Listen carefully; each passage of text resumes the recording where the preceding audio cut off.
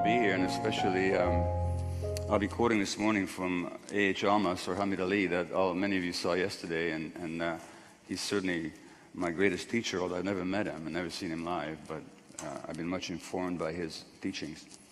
The subject I'm addressing this morning is illness and what creates illness.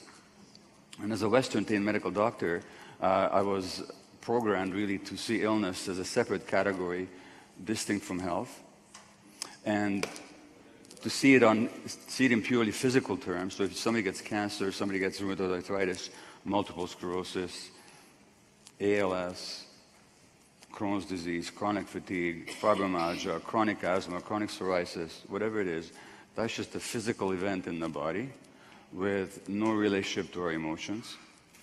And furthermore, the individual illness in a person is seen as separate from that person's life in a certain environment. So we separate the mind from the body in Western medicine, and we separate the individual from the environment. Now,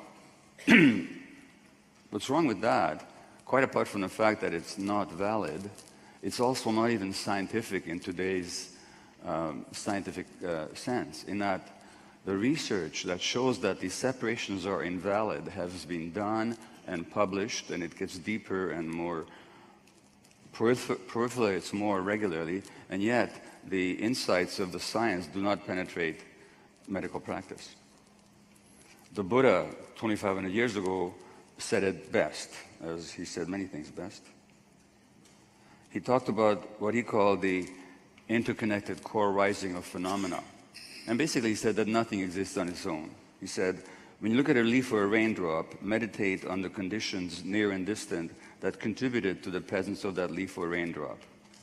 Know that the world, and obviously in the leaf or in the raindrop, there's the sky, there's the irrigation from the clouds, there's the sun, without the light of which there could be no life, there's the earth, the minerals, the nutrition that goes into making that leaf. So he said, when you look at the leaf, you see the whole world.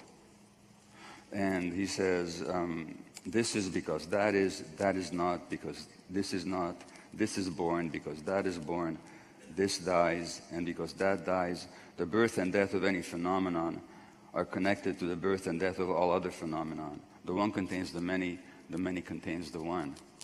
Now, in modern scientific terms, that could be called a biopsychosocial approach.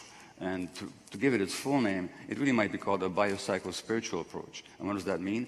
It means really, according to the North American native medicine wheel, human beings have their spiritual, physical, emotional, and intellectual dimensions. And by separating these from another, we can't understand what happens to human beings. So let me give you 3 examples in terms of health of what might be termed a biopsychosocial approach. So we know, for example, from multiple studies that children whose parents are stressed are much more likely to have asthma. So in polluted areas where there is significant irritation of the airways, where asthma is more common, it is the children whose parents are most stressed who are most likely to have asthma. And you say, well, what's the connection between the parent's stress and the child's lung functioning? And the connection is actually straightforward and physiologically utterly simple. But it's highly unusual for anybody to go to the doctor with asthma and be asked anything about their childhoods or their relationship with their parents or how they relate to themselves. Now, how do we treat asthma? We treat it with basically 2 medications combined in an inhaler or separate inhalers, or we inject them into people if they're severely asthmatic. And one medication is designed to open up the narrowed airways, the other is to suppress the inflammation of the airways. Now, the medication that opens up the airway, the bronchodilator, is actually a copy of adrenaline, or it's adrenaline directly. The medication that suppresses the inflammation, or which is either a copy of cortisol or is cortisol directly. In other words, we're giving cortisol and adrenaline to make the child's lung function normally. Now, what are adrenaline and cortisol? Does anybody here know what they are? They're the stress hormones. So they're the hormones manufactured by our adrenal gland, adrenal, renal, kidney, adrenal, top of the kidney. The adrenal gland makes 2, and I know I'm speaking fast because I only got 40 minutes, I have a lot to tell you. But I hope I'm getting across here. The adrenal gland makes 2 hormones. One is named after it, adrenaline, And the adrenal gland, like the brain, is a cortex. Cortex means bark, like the bark of a tree. So that makes a hormone named after it called cortisol. Adrenaline, if you're threatened and stressed, will increase your heart rate, send more oxygen to your brain and your muscles, make your muscles stronger so you can fight and escape. Cortisol will elevate your blood sugar so you have more energy for the fight or flight response. That's the stress response. In the short term, that's what they do. What's the connection? The connection is that when parents are stressed, kids are stressed. Because the emotional stresses of the parents invariably and inevitably affect the child. And there's a quote from Almas that illustrates that very beautifully. And he says, the child is very open and can feel the pain and suffering going on in its immediate environment. The child is aware of its own body and can also feel the tension and rigidity and pain in the body of the mother or of anyone else he's with. If the mother is suffering, the baby suffers too. The pain never gets discharged. The organism does not develop the confidence that it can regulate itself, that things will happen the way they should. So, when parents are chronically stressed, so are children, especially very sensitive children, and that means that their adrenal gland is working overtime. They're releasing cortisol and adrenaline higher than normal or healthy quantities. Their adrenal system gets exhausted, and now we have to give them extra stress hormones to keep their lungs open and uninflamed. Biopsychosocial, the psychological and social relationships with the parents program the biology of the child. And of course, if you ask why are the parents stressed, well, that's a social thing. Parents are stressed because of economic insecurity, because of war, racism, or because of issues unresolved from their own childhoods. But any number of things can stress the parents, which then have an effect on the child. Now, another example of what may be called a biopsychosocial perspective, in other words, illustrating the utter impossibility, invalidity of separating mind from body and the individual from the environment. Women with breast lumps, 500 in a study in Australia, they were biopsied because they had a lump that was suspicious for malignancy. Before the results came back, the women underwent a psychological interview. When the results were collated, it turns out that if a woman was emotionally isolated, that by itself did not increase the chance of the lump being cancerous. Similarly, if a woman was stressed, that has zero effect on whether the lump was cancerous or not. But if a woman was emotionally isolated and stressed, the risk of that lump being cancerous was 9 times as great as the average. Now, the researchers, being Western-trained scientists and medical doctors, couldn't figure this one out. Because they said, how does 0 and 0 add up to 9? But if you understand the biopsychosocial nature of human beings, it's straight obvious. Because here's the thing. If you're stressed, experience some upset or threat, your adrenaline and cortisol levels are going to be high in order to help you deal with the stress. In the short term, that's positive. But let me read you a quote from an article published in the journal Pediatrics, which is the official journal of the American Pediatric Association. This article was published, it's from the Harvard Center on the Developing Child, and this article was published 2 years ago, and if only the medical profession understood the implications of this article in a major medical journal, medical practice would be totally different. Growing scientific evidence demonstrates that social and physical environments that threaten human development because of scarcity, stress, or instability can lead to short-term physiologic and psychological adjustments that are necessary for immediate survival and adaptation, but which may come at a significant cost to long-term outcomes in learning, behavior, health, and longevity. In other words, the adaptations that a child makes to endure stress in the short term help him survive, and in the long term make him sick. Now, if you look at how that works in terms of the stress hormones, they have their value in the acute threat situation, flight or fight. In the long term, what does the adrenaline do? It elevates the blood pressure, it narrows your blood vessels, it increases the risk, it makes you nervous, anxious, and it increases the risk of heart disease and strokes. Short-term adaptation, long-term illness. Cortisol in the short term gives you more sugar so you can fight back or escape. In the long term, It thins your bones so you get osteoporosis, makes you depressed, puts fats on your belly so that your risk of heart disease goes up, ulcerates your intestines, and suppresses your immune system. Now let's go back to that Australian study. Let's say you have a woman who's stressed. Something happened. Somebody hurt her, or she lost a job, or something occurred. But she's not emotionally isolated. So she's sitting there upset and stressed, and her hormone levels are high. But somebody, a friend, a trusted companion, comes over and says, hey, I see that you're upset. Do you want to talk about it? What happens to her physiology in a split second? The stress levels abate. The body changes in a minute. The heart rate goes down. She takes a deeper breath, gets more oxygen. The cortisol levels go down. But the woman who's stressed and isolated remains under siege by her stress hormones for a long time, including the suppression of the immune system.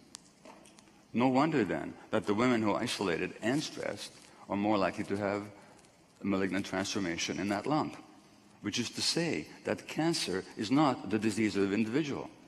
Cancer in a person reflects a whole set of psychological and social relationships throughout the lifetime. It's only the end point of something that's been going on for a long, long time.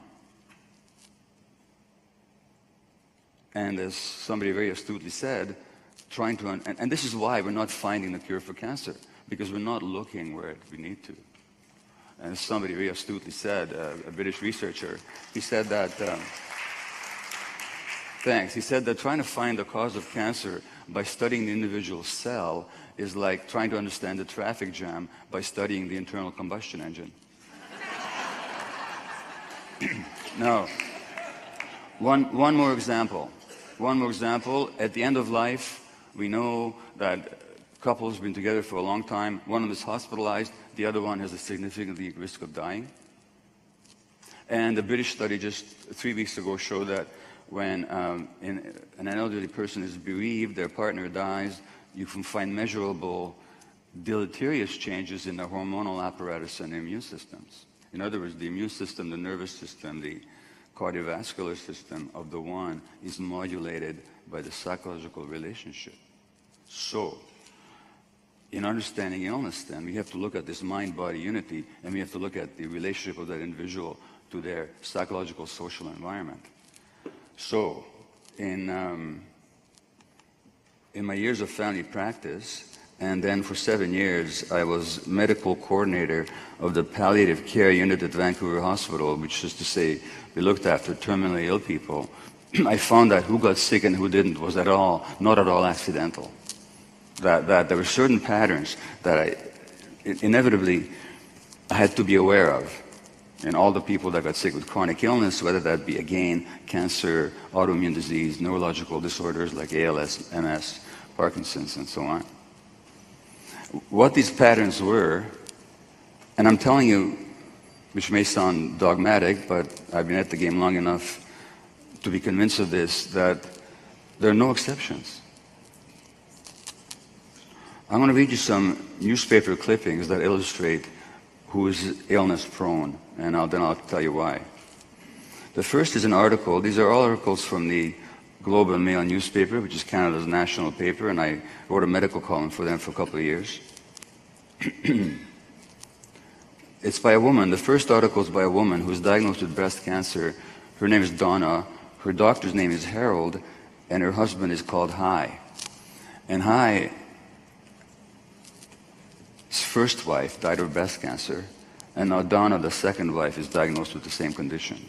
And Donna writes in his first-person account of her visit to the doctor's office, Harold tells me that the lump is small and most assuredly not in my lymph nodes, unlike that of Hai's first wife, whose cancer had spread everywhere by the time they found it. You're not going to die, he reassures me. But I'm worried about Hai, I say. I won't have the strength to support him. Now, what do you notice?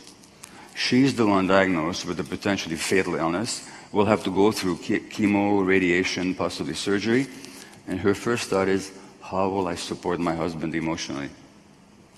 So this automatic and compulsive regard for the emotional needs of others while ignoring your own is a major risk factor for disease. Major risk factor. The others that I will read you are actually obituaries from the same newspaper, and obituaries are fascinating because they tell us not just about the person who died, but also about what we value in one another unwittingly. And what we value in one another is exactly what kills us. You've heard the expression, the good die young. Half of you are breathing easily right now and you're not worried. So this obituary is about a physician died age 55 of cancer. Never for a day did he contemplate giving up the work he so loved at Toronto Sick Children's Hospital. He carried on with his duties throughout his year-long battle with cancer, stopping only a few days before he died. So what would you say to a friend of yours diagnosed with cancer? Go back to work tomorrow, and all the while that you're getting treatment, ignore that, ignore your needs, don't think at all about your life, and just keep working until you drop. So this automatic and rigid identification with duty, role, and responsibility, rather than the needs of the self, is the second major risk factor for chronic illness. The next one is written by a husband who is writing this with gratitude about his wife who died age 55 of breast cancer. In her entire life, she never got into a fight with anyone. The worst she could say was phooey or something else along those lines. She had no ego. She just blended in with the environment in an unassuming manner. And I'm sure that, like me, many of you have partners, spouses, sometimes you wish that they would blend in with the environment. In an unassuming manner. But they won't do that if they want to stay healthy. Because the suppression of the so-called negative emotions, particularly anger, actually suppresses the immune system. And finally, this obituary, which is almost beyond belief, but it's real. This is a physician who died at age 72 of cancer. Sidney and his mother had an incredibly special relationship, a bond that was apparent in all aspects of their lives until her death. As a married man with young children, Sidney made a point to have dinner with his parents every day as his wife Rosalind and their 4 young kids waited for him at home. Never wanting to disappoint either woman in his life, Sidney would walk in, greeted by yet another dinner to eat and to enjoy, until gradual weight gain began to raise suspicions. This man suffered from 2 fatal beliefs. One is that he's responsible for how other people feel, and secondly, that he must never disappoint anybody. So these 4 factors, this automatic concern for the emotional needs of others, ignoring your own, compulsory and rigid identification with duty, role, and responsibility rather than the authentic self, suppression of so-called negative emotions, repression of them, and finally the belief that you're responsible for what other people feel and that you must never disappoint anybody, so you never say no. These are the significant risk factors that are present in cases of chronic illness, and they're quite capable of killing you for reasons I'll explain shortly.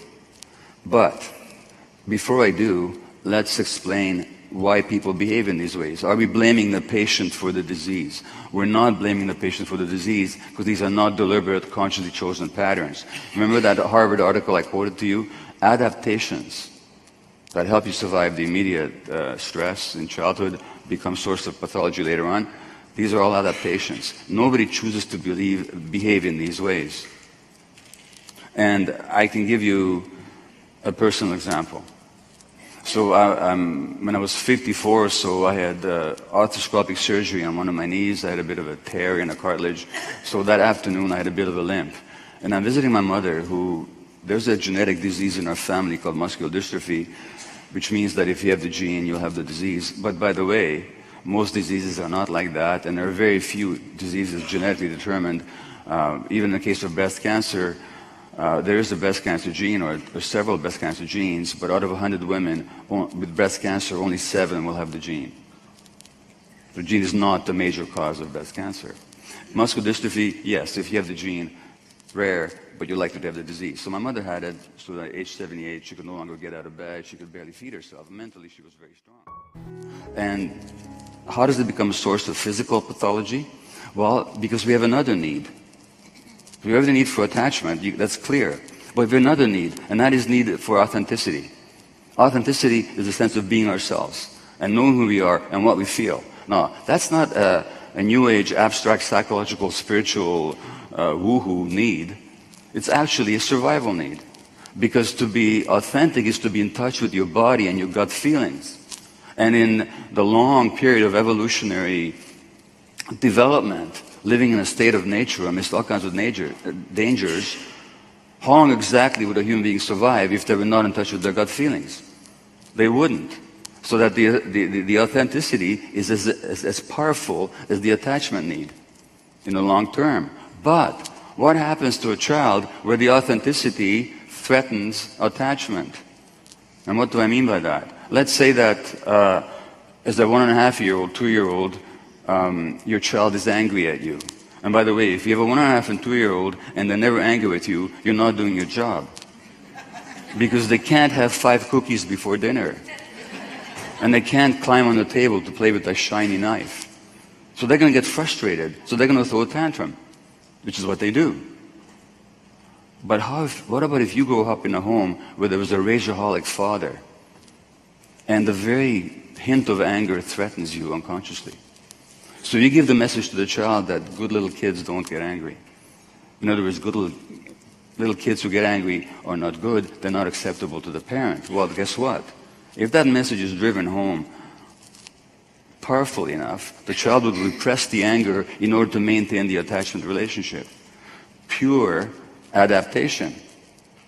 But in the long term, that repression of the authentic self, as in the cases I mentioned, is what leads to disease. So this is the please love me syndrome. Love me at any cost. The child, when it comes to attachment versus authenticity, has absolutely no choice in the matter. Because without attachment, they can't survive. Treat me like a fool, treat me mean and cool, but love me. That's not love. Just let me stay attached to you at any cost. Now the problem is that once you make the choice, although it's no choice at all, to go for attachment, then we spend the rest of our lives living that out.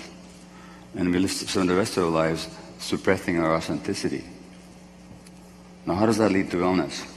Well, it leads to illness for the very simple reason as you can't separate the mind from the body. And we now know scientifically that there's no basis for those separations. So it's not that there's a nervous system and an immune system and a hormonal apparatus and a cardiovascular system and an emotional system. It's all part and parcel of the same system.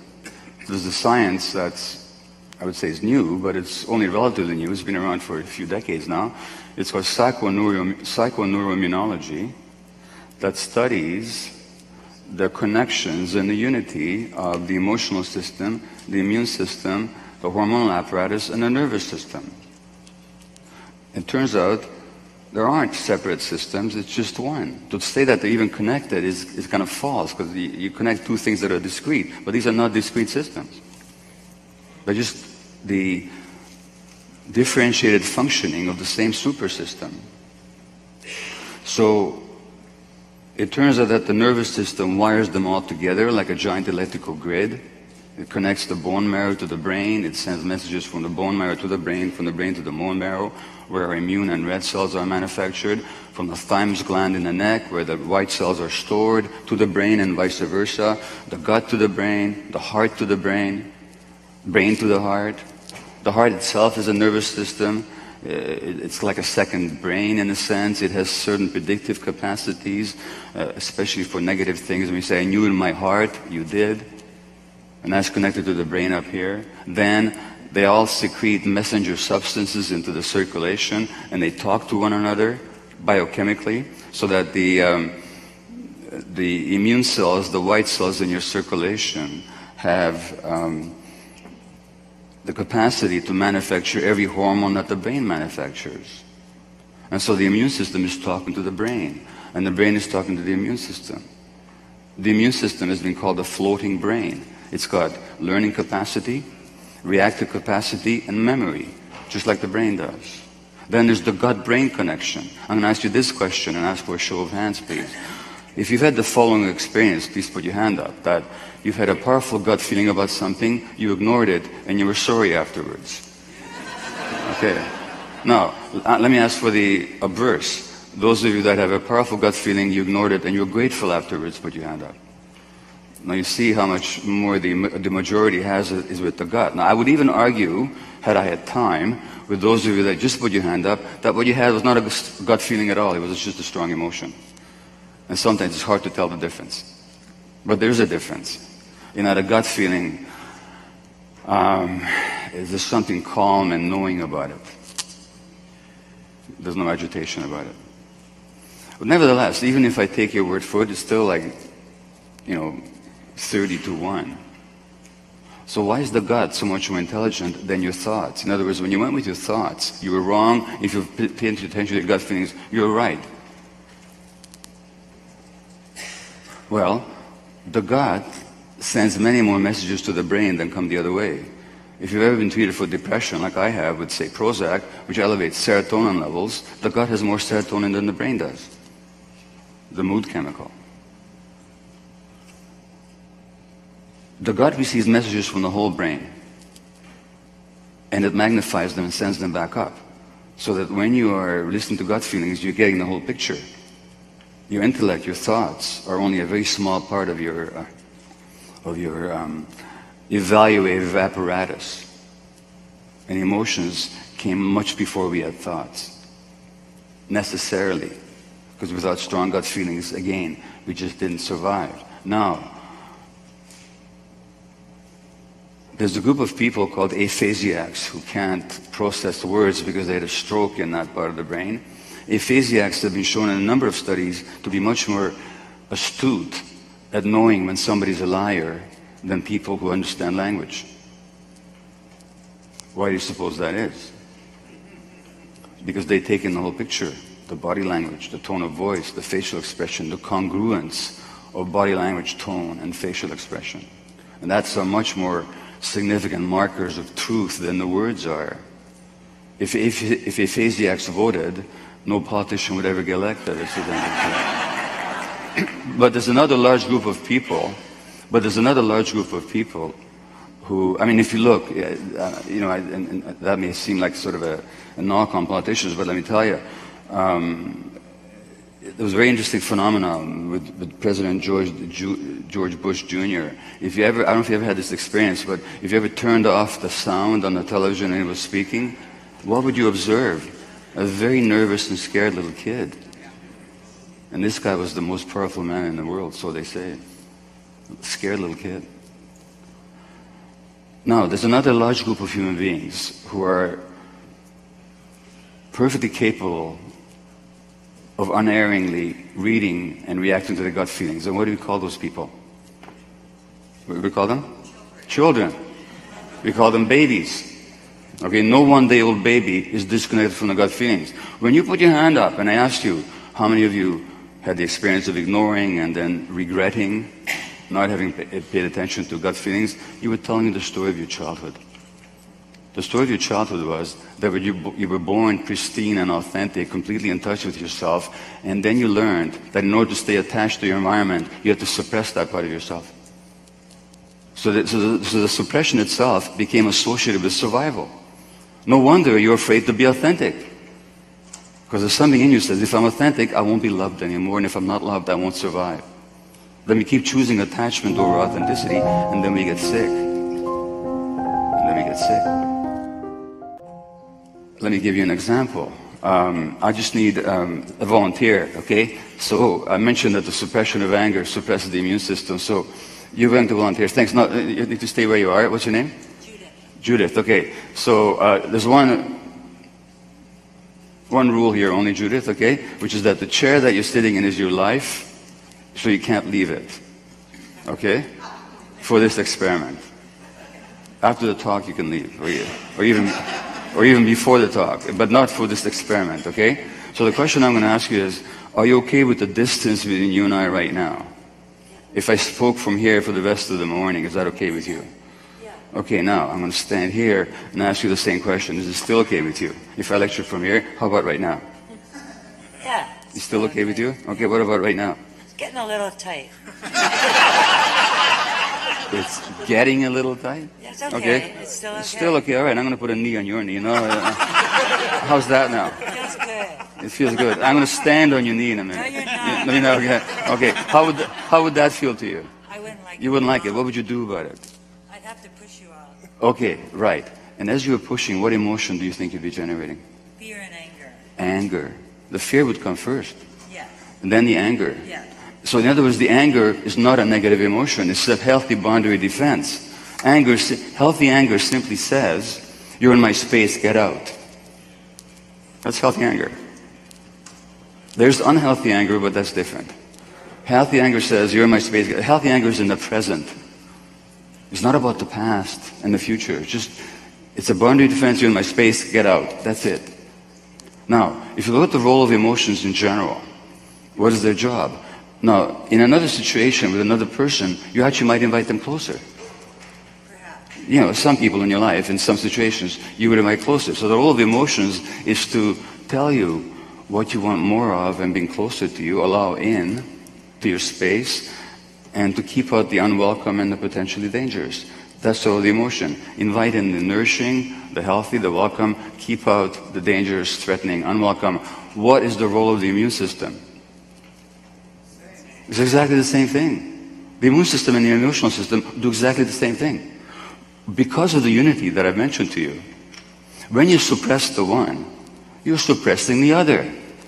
And that's why the repression of healthy anger is a significant risk factor for cancer, because the immune system is suppressed. Now, on the other hand, what else can happen? Let's say you repress anger. You're one of these really nice people and you're always helping people. You never say no.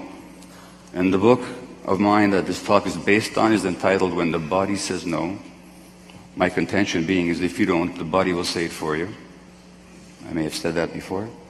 So what happens to anger that you don't express? Does it evaporate, go away, fly to the moon? Where does it turn? It turns against you in a form of depression. What does the word depression mean? It means to push something down. It's that simple. It was an adaptation. Depression begins as an adaptation. You have to push down your feelings to stay attached. 30 years later, you're taking Prozac. And they tell you, you got this genetic disease. Nonsense. In the same way that the anger can turn against you in the form of depression or self-loathing, self-blame, in the same way, the immune system can turn against you, so that the immune cells and immune organs that are meant to defend you will not attack you. And that's autoimmune disease, rheumatoid arthritis, scleroderma, Crohn's, colitis, fibromyalgia, and multiple sclerosis. So, I'm going to bring this to a close, and sorry I will not have time for questions, but I'm happy to hang on afterwards and talk to people. I'm going to close with a quote from my honored teacher, Alma, Soy Hamid Ali, who says, "The fundamental thing that happened, and the greatest calamity, is not that there was no love or support." He's talking about childhood. The greater calamity, which was caused by that first calamity, is that you lost the connection to your essence. That is much more important than whether your mother or father loved you or not. But that's the good news. Because if the problem was that you were not loved, supported, recognized, honored, or if you were abused 15, 30, 50 years ago, if that was the problem, we're stuck because we can't undo the past. But if the problem was that as a result of those events, we disconnected from ourselves in order to stay attached, ourselves, our essence is still here and we can reconnect. We can reconnect, so that's the good news. And in that sense, although we tend to look upon symptoms and illness as enemies to get rid of, we talk about the war on cancer, the battle against cancer, we can look upon it totally differently. Yeah, receive what medical treatment makes sense to you. I'm a physician, I'm not against medical treatment or medical advancement, but also ask the question, what is my body saying no to that I didn't say no to? What is the meaning of this relapse of my rheumatoid arthritis? What stresses did I impose on myself? Where didn't I say no? And then the illness can actually become your teacher. Your teacher towards what? Towards authenticity. And let me ask you this final question. How many of you know people who have recovered from addiction or some serious illness, and some people even who don't recover from a serious illness, but will still say, and I've heard this many times, I'll still say, that addiction, that illness was the best thing that ever happened to me. How many of you heard such statements? Many of you have. I certainly have in my career as a physician. What are people talking about? They're talking about that the illness forced me to become authentic. It gave me back myself, which is what Almas calls the precious pearl. Severe addictions to cocaine, to crystal meth, to opiates like heroin, to alcohol, of course. People dying of HIV, of hepatitis C, and every other disease caused by addictions. And in my practice, I looked after young families, I looked after people of all ages, and I'll tell you what I've learned. The one thing I've learned many things, but the one thing that I can reduce it to or simplify it to is that virtually everything I ever saw, whether it was cancer, whether it was multiple sclerosis, whether it was depression, whether it was addiction, whether it was ADHD, whether it was colitis, rheumatoid arthritis, you know what it came down to? It came down to what happens in people's childhoods. In other words, the major contributor, I don't say the only, but the major contributing factor to the onset of illness, whether it's mental illness, physical illness, whether it's addiction, whether it's behavior problems, what happens to people in the first few years of life. And that may seem like an astonishing statement, and how is this guy going to prove it in the 16 minutes that he's got left? Well, let's give it a try. In the downtown east side, which is Vancouver's drug area, and not only is it Vancouver's drug area, it's also known as North America's most concentrated area of drug use. We have more people there using injecting substances than any other place in North America in a few square block radius. I can tell you that over a 12-year period, I didn't meet a single female patient who had not been sexually abused as a child, not a single male patient who had not been either physically abused or sexually abused or neglected or abandoned in significant ways. And in North America, we like to think of addiction as either a choice that people make, and if they make that choice, then we punish them for it, so we build jails where we keep people who use drugs. Or we see it as a brain disease that's genetically inherited. So if we look at the sad fact that in Canada, 30% of the people in our jails are First Nations origin, where they only make up 4 to 5% of the population, we explain that by saying that these poor people genetically are susceptible to addiction. So it's either we make it into a disease or we make it into a choice. Neither is true.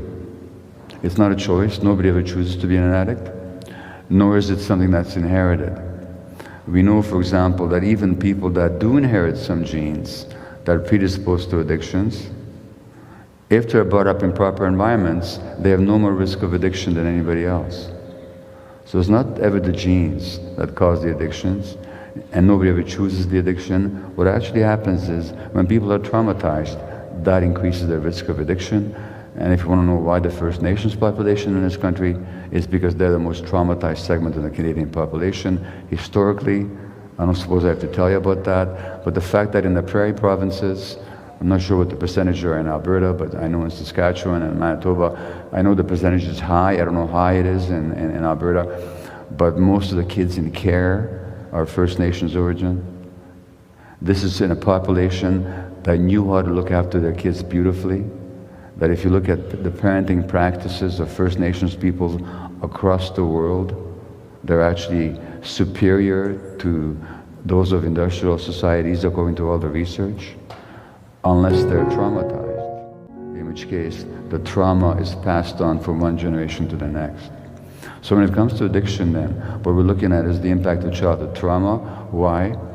Because number one, let's just define an addiction. An addiction is any behavior, substance related or not, that an individual pursues because they find pleasure, relief, or they crave it temporarily, so they pursue it for the pleasure and the relief despite negative consequences, and they don't give it up in the face of negative consequences. I said any behavior, so that could be sex, gambling, eating, shopping, work, relationships, or substances. And if you ask yourself, by that definition, have you ever had an addictive pattern in your life? If you're like most of the people I speak with, if I ask that question, many of you would put your hand up. By that definition, if you've ever had an addictive behavior. And then if you ask yourself, but what did that behavior give me? What did I like about it? Well, you'll tell yourself, it relieves stress. So when I'm very stressed, I go home and I eat a lot. Or then I turn on the TV and I just veg out. Or I do drugs. Or I go shopping and I spend a lot of money I can't afford to spend. So in other words, the addiction serves a purpose. It temporarily relieves stress. Or it distracts you from emotional pain that you're experiencing. Or it gives you pleasure that otherwise is not available to you. What I'm saying to you is that the addiction is never the primary problem. The addiction is always an attempt on the individual's part to solve a problem. The problem is, why am I having so much emotional pain? And how come I don't know how to deal with emotional pain? Why is there so much stress in my life? And how is it that I can't regulate my stresses without an addictive expression? Why am I lacking pleasure? If you're feeling shy and isolated and it takes a few drinks to loosen your tongue, what happened to you that you feel so scared of people? In other words, the addiction is not the problem. The addiction is actually an attempt at a solution. The problem arose because early in childhood you were somehow hurt. Because when people are traumatized, a number of things happen. One is they begin to feel themselves as deficient, because children are narcissistic. And I don't mean that in the sense of any pejorative implication. What I mean by that is they think it's all about them. They think everything's about themselves. So when good things happen to a child, the child will assume, hey, I must be great because look at all these great things that are happening. But if bad things happen to a child, if the child is yelled at, or beaten, or sexually abused, or told to go to their room when their parents don't like their behavior, or the parents are just depressed, or unhappy, or stressed, traumatized in their own life, the child thinks these bad things are happening because I'm a bad person. So then you have low self-esteem.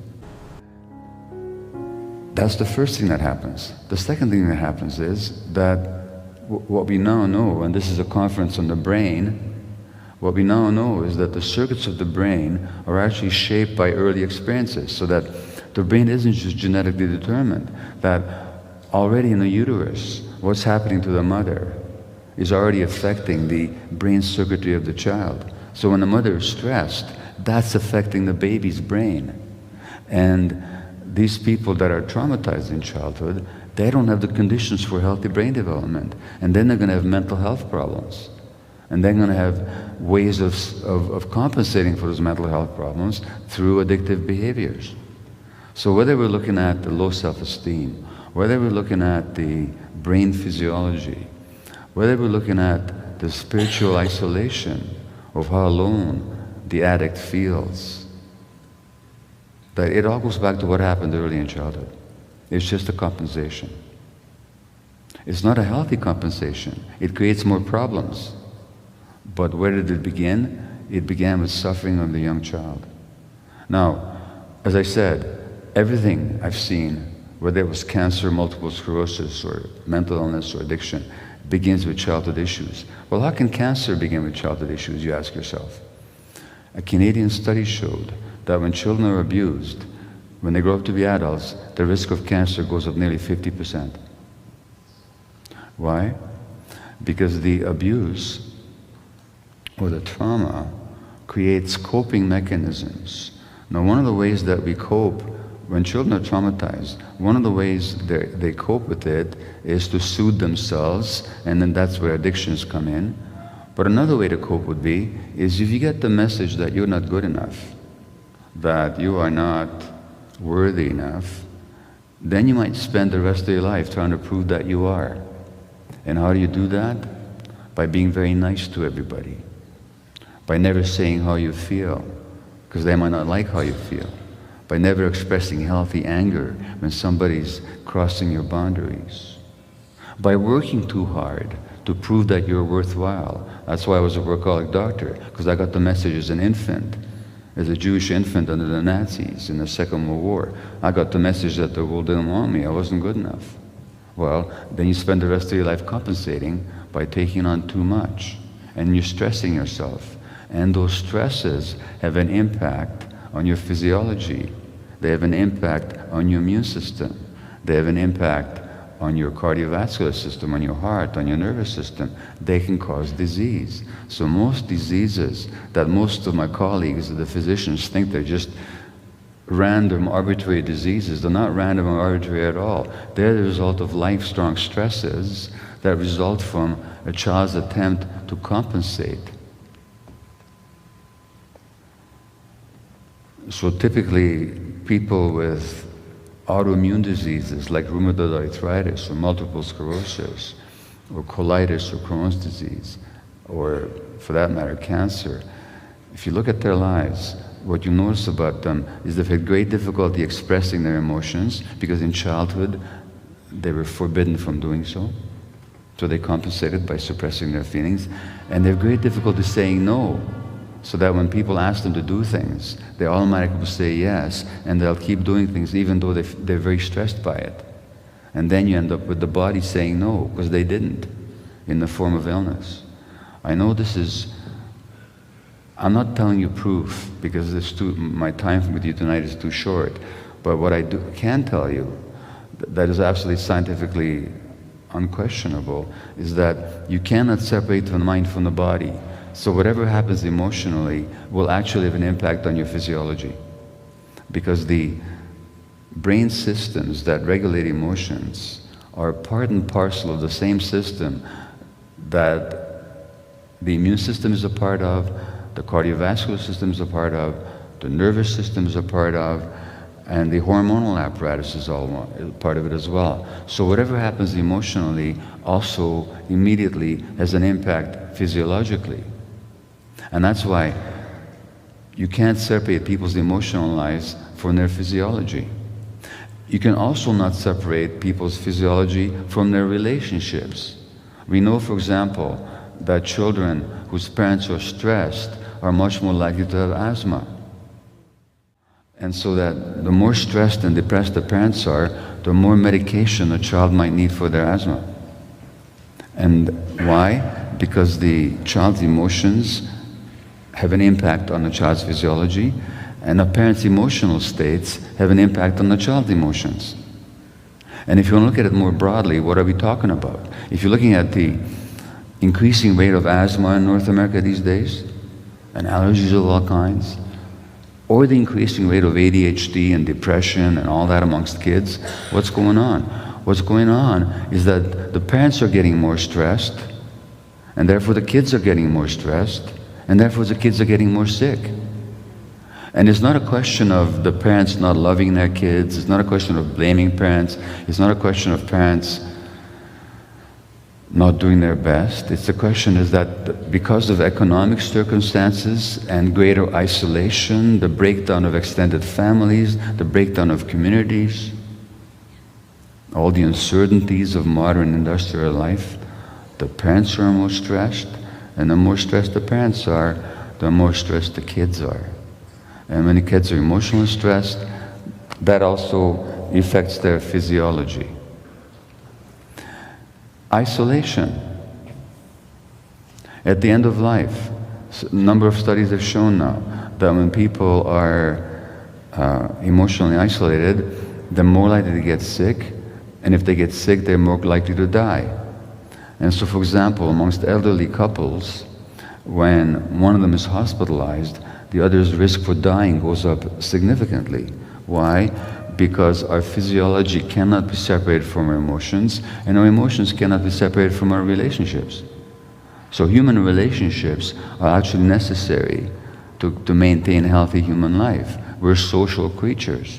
It also means that in a society where kids are growing up increasingly without their parents, because their parents are too busy working, they have to, and where children are more and more without that support of the clan and the extended family and the community, you're going to get more people growing up in isolation. And then we try and compensate for that with our cell phones and our internet, which doesn't really do it for us, because for real intimacy, for real contact, you need human connections, not mechanical connections. And so what we're seeing is